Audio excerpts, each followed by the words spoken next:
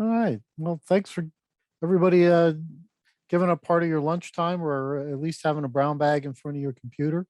As usual, I am going to kill there we go, kill the PowerPoint because we're not going to do death by PowerPoint by any stretch of the imagination.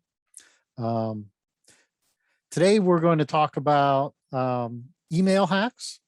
So all the good things that you've done, all your phishing prevention training, whatever you had in place, all those things kind of let you down, or more commonly, somebody in your organization did something, um, and you detected a hack somewhere, and it was some type of a breach. I'm going to focus today on email specific. Um, in general, these type of attacks are more focused on um, financial extortion. These are not your typical ransomware or dropping malware into your environment. It's all about the fake invoices, the getting you to disclose some information. It might include some proprietary information, but more often it is financially motivated.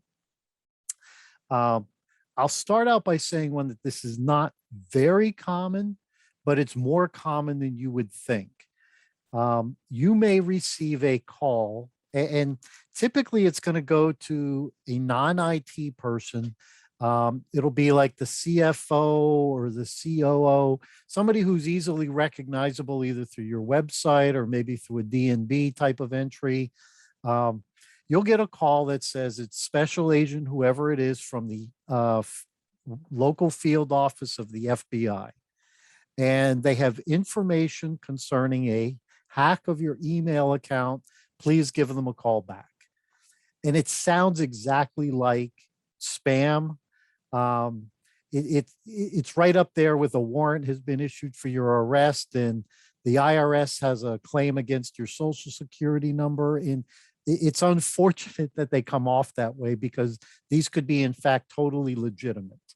So if you get a message like that, don't instantly disregard it. Call the local field office at the main number. Don't call the number that the agent left.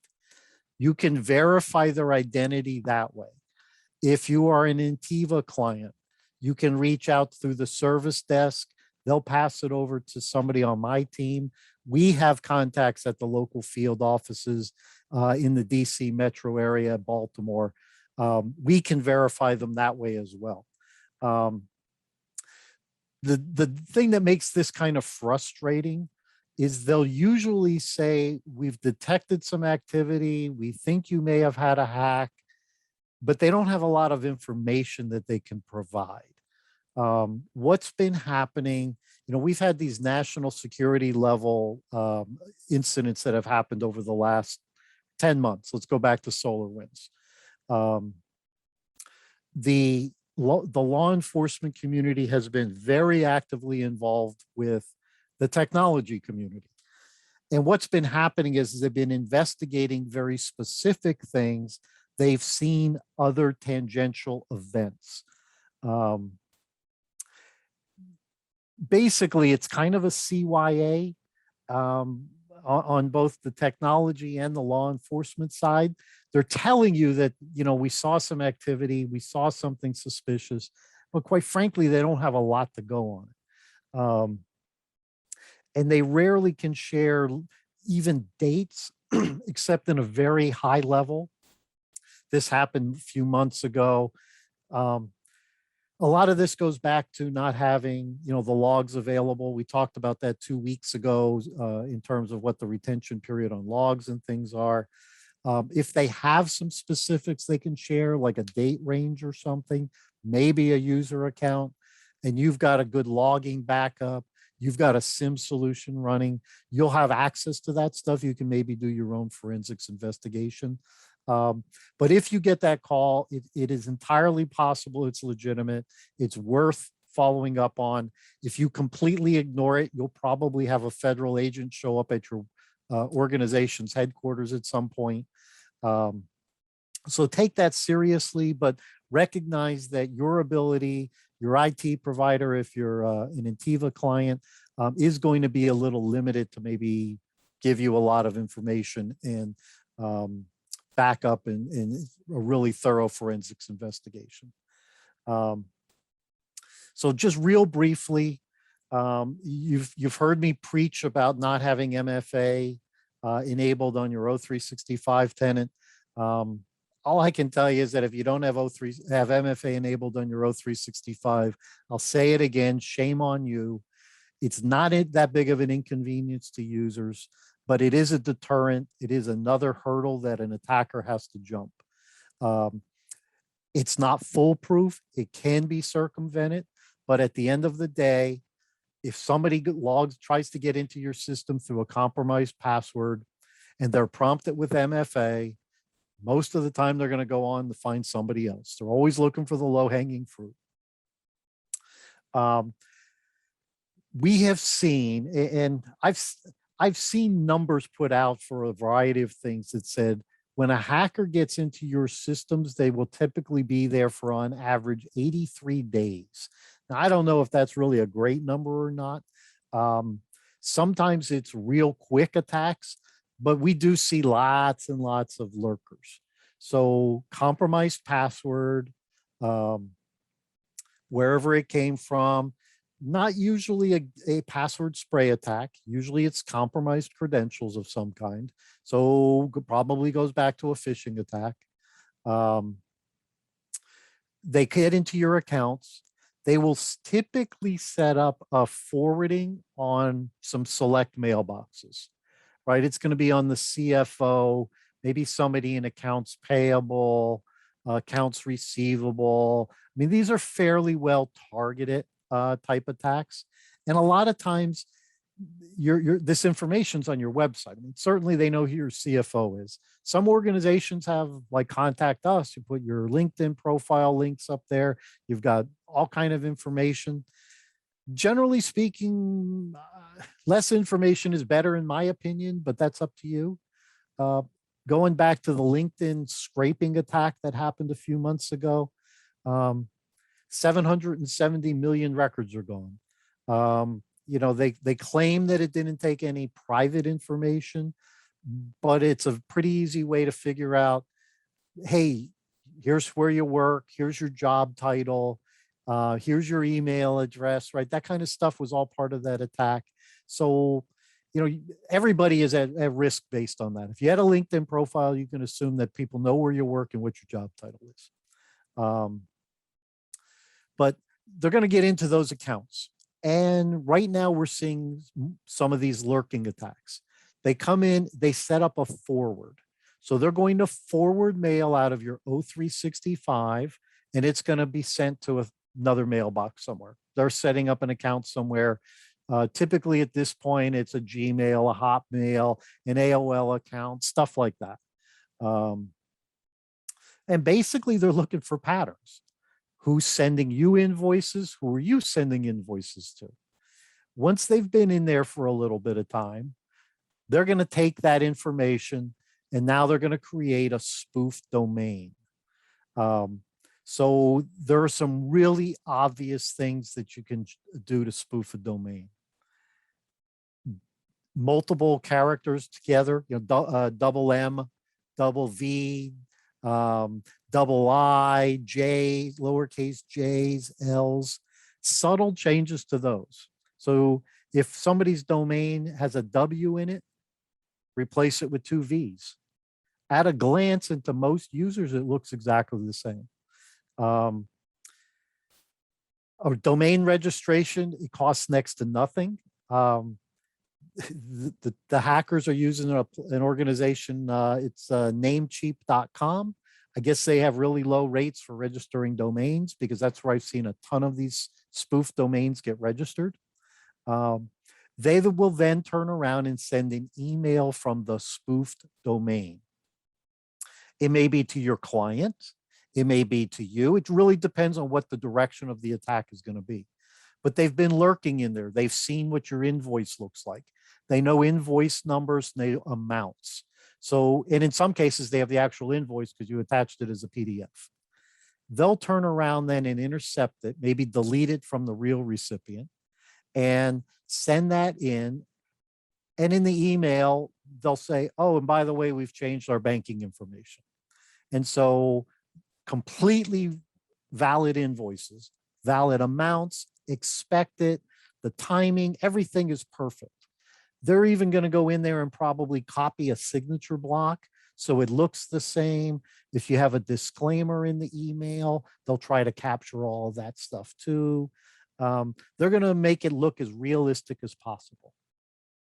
They're going to submit that along with fake banking information. If you don't have a good accounting practice that says they changed their banking information and I'm going to verify it before I process it, again, that's on you. Technology can't prevent that one. But at that point, somebody turns around and wires the money to the wrong account. And the beauty of these types of things are they're probably not going to be discovered for between really 45 and 60 days. So that invoice comes in, gets deleted from the real recipient. There's the hack goes on, the payment goes to the wrong place, whatever that timing is. Think about how this generally works. You submit an invoice, typically has 30-day terms. 30 days comes and goes. Well, it takes a few days before maybe you're running your aged AR report. You go in and look and say, oh, this company, they forgot to pay us. They've been pretty good up to this point. Send an inquiry over. They say, oh, no, we paid that invoice. Oh, well, okay, we're not seeing a record of it. Let me check. You do a little bit more research, another few days goes by. Before you know it, that money has been long gone, right? It's been transferred to the fake bank. It's gone to a couple different places. You're not going to recover any of that money at that point. Now you've got some choices to make. What do you really do at that point? So the first thing I tell people all the time, and this is actually part of our incident response plan, step one is don't panic. So for the Hitchhiker Guide aficionados out there, right, don't panic. This is important. You need to react as quickly as you can. Even though it's not likely that you're going to do anything to recover the money, you need to now, you're aware of the incident, you need to be prompt and start doing some things. So number one is get out your incident response plan. And if you don't have an incident response plan, you should have one. It doesn't have to be overly sophisticated, but it should at least say, I need to call the CFO, I need to call the CEO, I need to do whoever internally, externally. Again, if you're an Intiva client, I'm going to notify Intiva. I'm going to send in a ticket. I'm going to follow up with a phone call so that I get action on it right away, because this is important. So at this point, you probably will have already figured out whose email account was responsible for the hack on your end. So number one, you want to get in there and say, let's change passwords. Let's make sure we had multi-factor authentication enabled. Do those things as quickly as possible. Next step is to capture the logs. So if you were with me 2 weeks ago, I reminded everybody that the Microsoft licensing you have, for instance, directly determines what your log retention and your ability to respond to a forensics incident is. So get in there. You want to get Azure AD logs on login information for the affected users. You want O365 information. What did that account touch? Run it for at least 90 days. If you don't have a 90-day retention on things, you'll get what you get.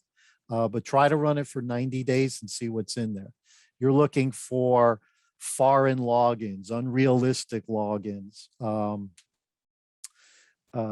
anything kind of out of the ordinary, but you want to do that as quickly as possible because those logs do expire and start overwriting. You're only going to have part of the information. Now, the other thing you need to do in order to actually trace emails and see if they're legitimate and stuff, if you're going to send them into the service desk to look at, forwarding the email from your inbox is not going to give us the information we need to check.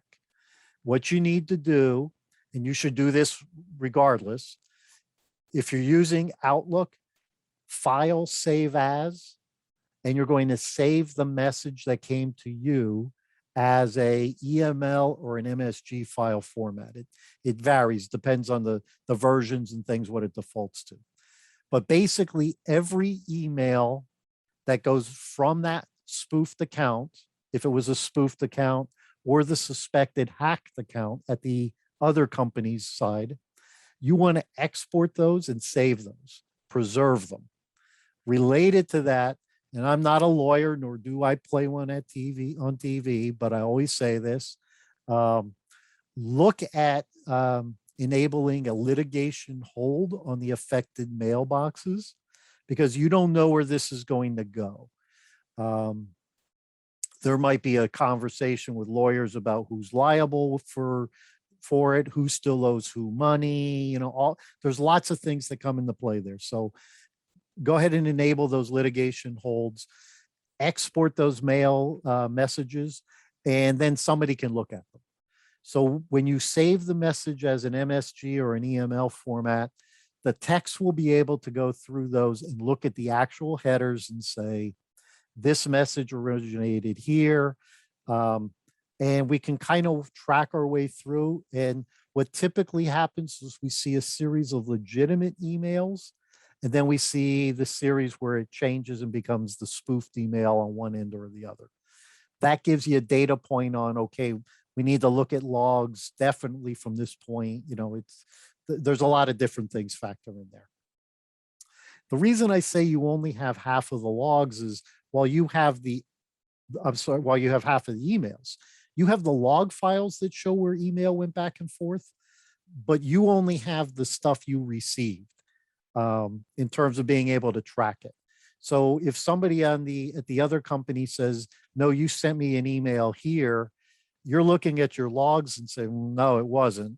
That could be because somebody spoofed your domain at that point. So you won't necessarily have everything there. You can ask the other company, could you send me that EML file?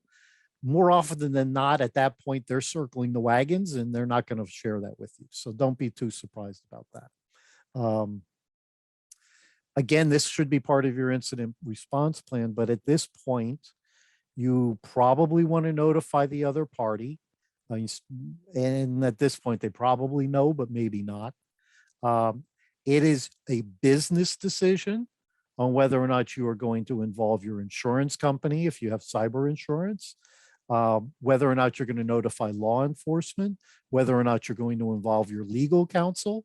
All of these things come into play at that time.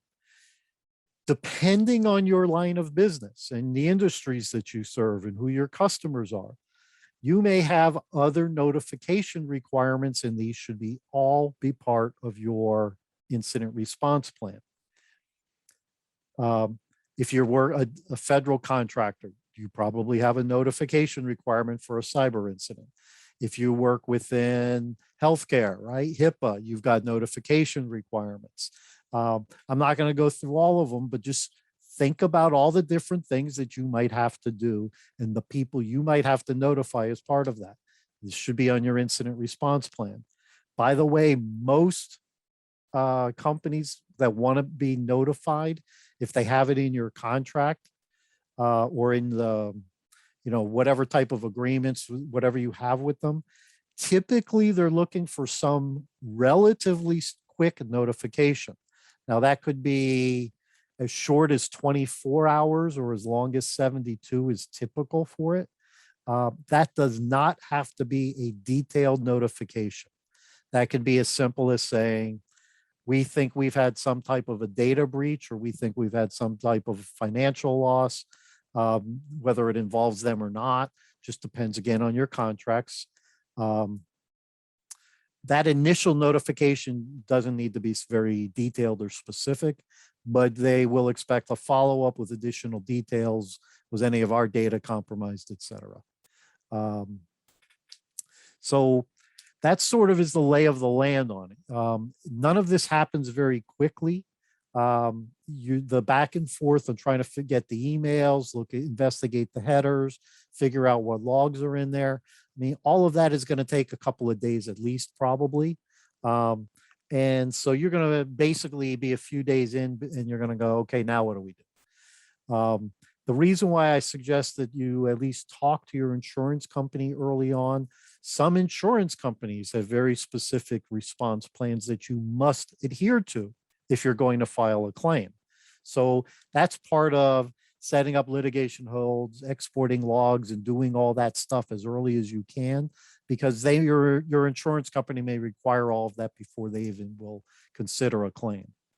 There are some insurance companies, by the way, that require that you do a third-party incident investigation, and it may even be as far as saying you have to use one of the firms that that they have on their short list of companies that they work with. As a side note, I've noticed that a typical policy, they may have a $25,000 deductible or retention. And that company requires that you use one of their third-party incident responders. The fee to that incident responder is typically $25,000. It's the same as the retention or deductible. So the other things you can consider, and some of this you should be considering now, but more often than not, people don't look at it until after they've had some type of financial loss. Enforce MFA on every account. And I know some people complain and they go, it's a convenience and it makes my job harder. But in fact, MFA rarely comes into play day-to-day operation in a business, but it does help prevent the attackers from getting in. If you have the appropriate licensing, do it with a conditional access policy and not on a per user basis. On a per user basis, exceptions can be made, accidents can happen. If you do it with a conditional access policy, it's going to be enforced on all of your accounts. Something I think personally everybody should do right now, and this is, I know I've been talking more about the O365 side, but this would apply if you're in G Suite or any other kind of system as well. Disable external forwarding. Now, this doesn't prevent somebody from receiving a message and saying, I need to send this over to somebody at another company, a business partner, a subcontractor. It doesn't prevent forwarding of messages. It prevents automatic forwarding of messages. That's both a data loss prevention as well as a good security rule.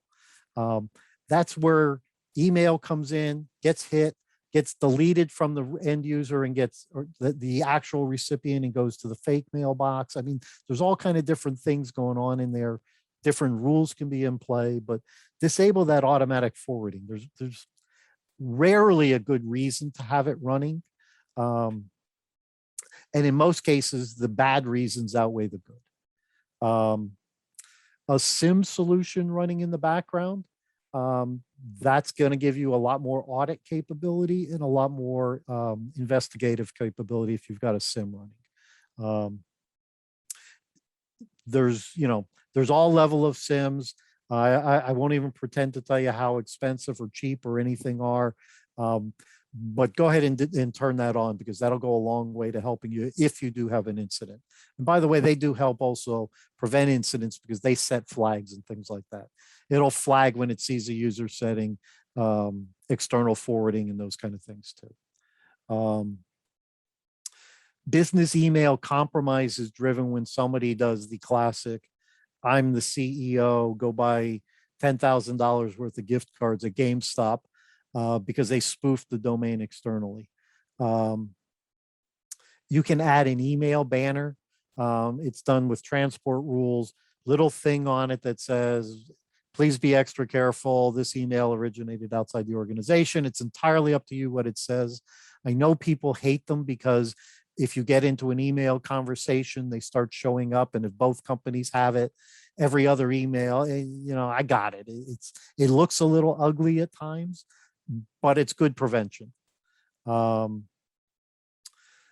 a standardized signature block is more about brand identity for most people, but it's also a good security measure.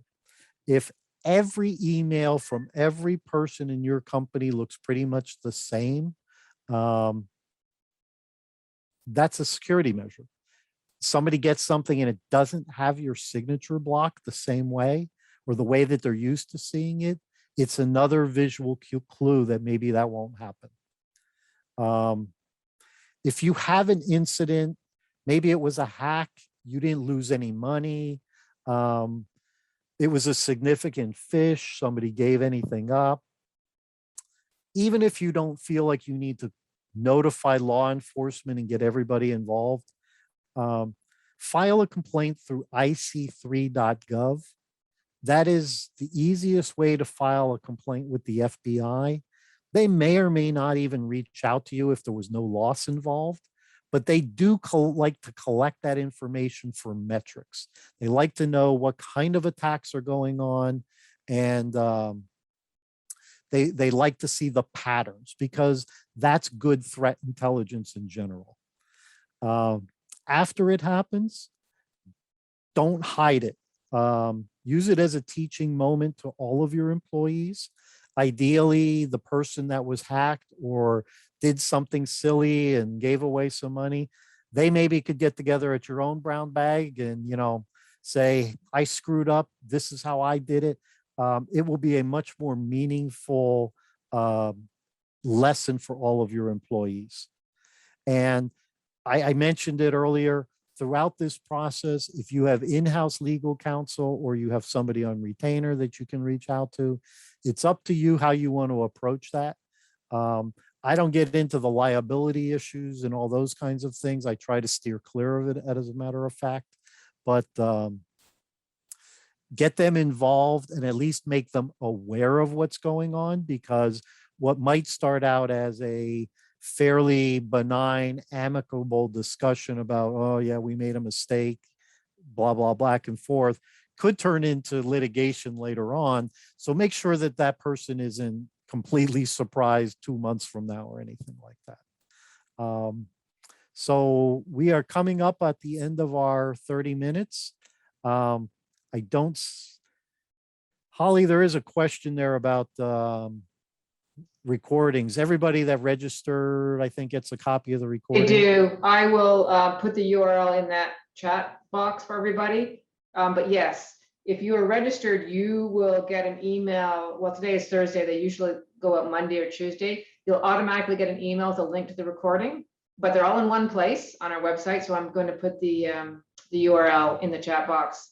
I just have to go get the URL because, yep, don't know it off by heart. So give me 2 seconds. I'll go get it. Okay, thanks.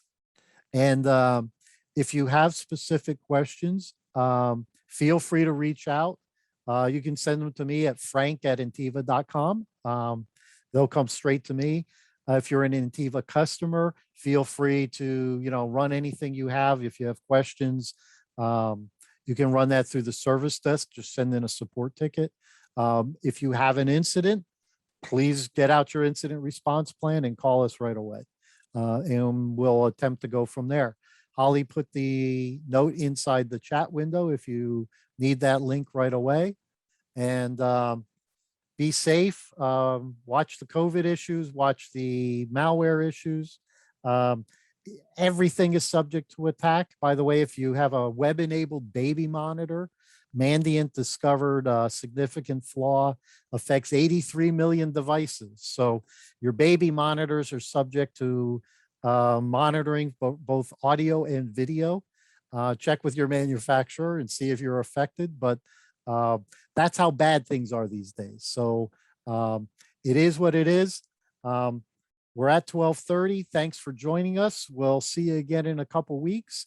And if anybody has any topics you'd like us to specifically cover, feel free to suggest them at that same email address. Thanks and have a great day.